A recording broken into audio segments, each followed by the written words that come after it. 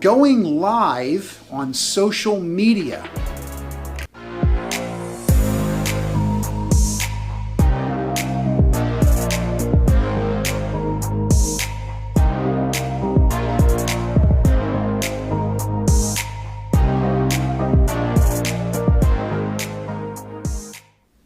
Hey everybody, it's Gregory Martire, local real estate coach and mentor. I say local, I'm in the Philadelphia area, but I'm coaching and helping people all over the world, if you'd let me.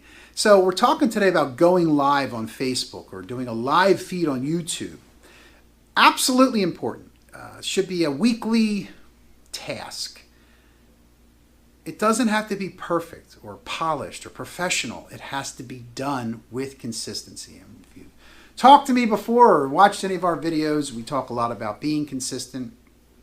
But it shows you out in the field, or maybe you're even on vacation, taking a break one week and saying, hey, I'm coming from vacation this week, but wanted to check in with everybody. It shows, it proves that you're busy, you're constantly working. It can be short and sweet and simple. Maybe you're waiting for some clients that are running behind, or maybe you're a little bit early. You have a few minutes, jump on Facebook Live.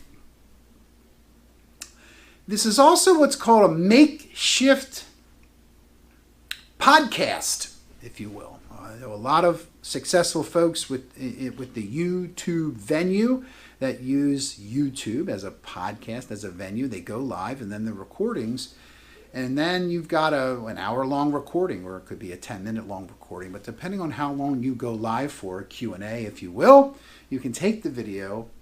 Once you're done going live, you can take that and make videos from your live to enable you to produce more content over time. If you'd like to hear more about it, give me a call. Anyway, I hope you had a great day. I hope you learned something here, and hopefully you could teach me something someday. I'd be delighted. Thank you, everybody. Have a great day.